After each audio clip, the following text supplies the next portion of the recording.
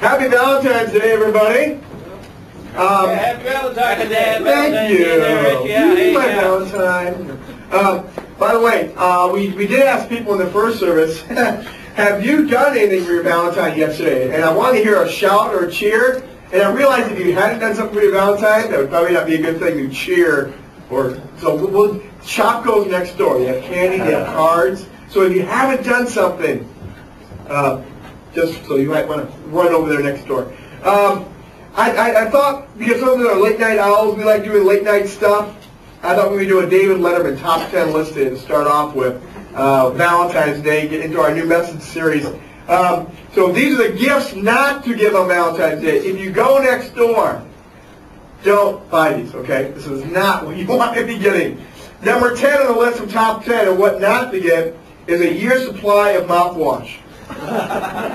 Don't go there. You won't have a Valentine after that. All right, number 9 is a hair removal kit. Probably not the best thing. And that includes women. You don't want to buy that for your husband or guy either, okay? I'm sorry.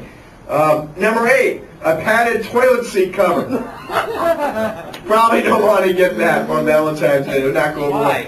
Number 7, your Cracker Jack ring. It won't work. Don't go there, guys. Spend the money.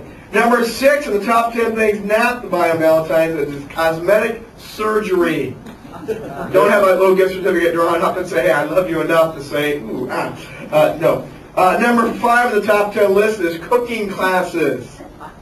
Don't do that. No, that's not going to get you anywhere. Number 4 on the thing not to get for this Valentine's is a bathroom scale.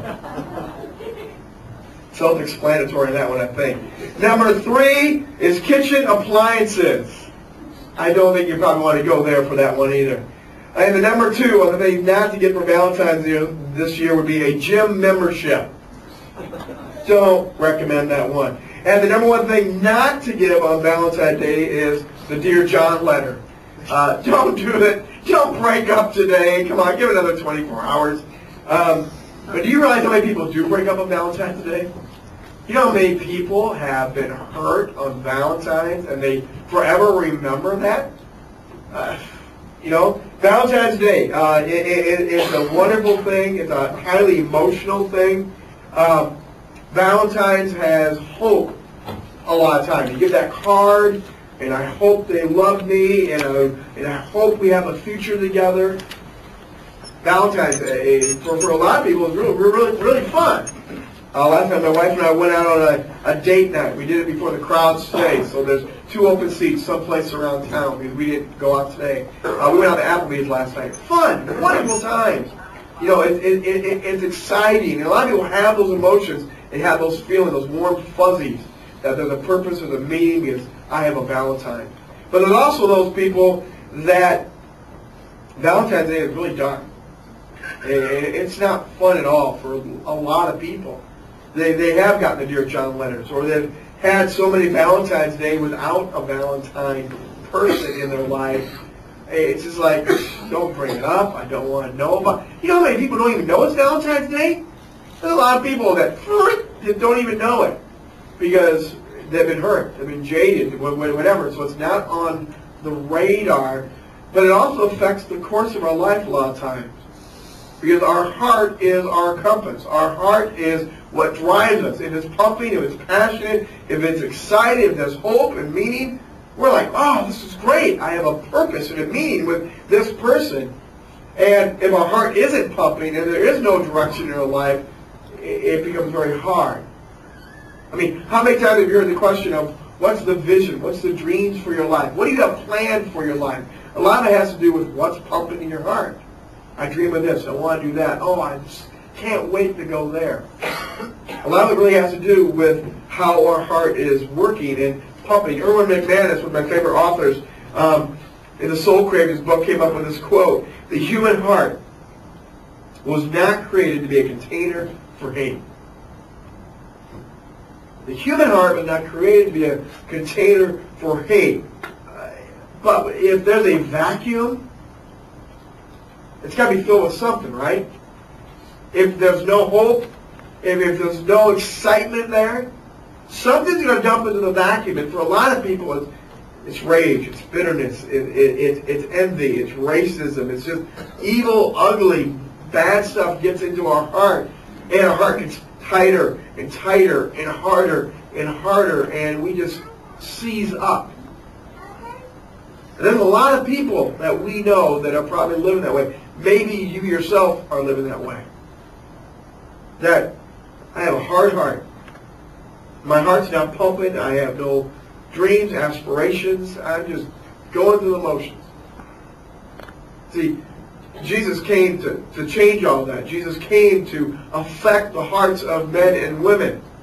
Jesus came on a mission. It was revolutionary. It was completely out of the box.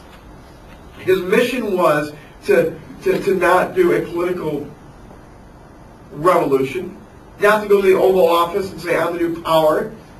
His revolution was personal and intimate, and it was a revolution of the heart. He changed the hearts of men and women as he interacted and touched them and shared the good news, the hope that freedom, salvation, redemption is at hand. You can be restored and have a relationship with God the Father once again. And hearts got pumping, hearts got excited, hearts got moving. But it's a tough message. It's not easy for a lot of people to open up the heart. There's a lot of people that we know that just sit there like this. You got to prove to me. I dare you make my heart pump today. Yeah, you say you love me. I don't care. You say there's a God. I don't care. Where was he when I went through my divorce? Where was he when my child died? Where was he blank, blank, blank? And you feel that we have hard-hearted people. Now, long before Jesus ever walked the earth, there was a prophet, a man of God, a spokesman called Ezekiel. And Ezekiel was given a unique task to go to the people of Israel, God's chosen people. The people that he said, I will always protect and look on with favor. The people that I will reveal myself uniquely to the world. Others will see me through you. Well, they had gone off road. They had gotten hard hearts. They've gone rebellious. They were in captivity because their own behavior and action led them to a point where they're in captivity. So this man rises up and God says, I got a message. I got something I want you to go do, and you need to go tell the people. But it's not going to be an easy message. So here it is, Ezekiel chapter 2. This is God calling them, commissioning them, sending them on a mission of the heart. His mission is all wrapped up in the heart. Look at what it says in verse 1. Stand up, son of man, said the voice. I want to speak with you. Spirit came into me as he spoke. And he set me on my feet, and I listened carefully to his words. Son of man, he said, I am sending you to the nation of Israel, a rebellious nation has rebelled against me. They and their ancestors have been rebelling against me to this day. They are stubborn and hard-hearted people. But I am sending you to say to them, this is what the sovereign Lord says, and whether they listen or refuse to listen. For remember, they are rebels. At least they will know that they have had a prophet among them. Son of man, do not fear them, and stinging scorpions. Do not be dismayed by their dark scowls, even though they are rebels. You must give them my message, whether they listen or not.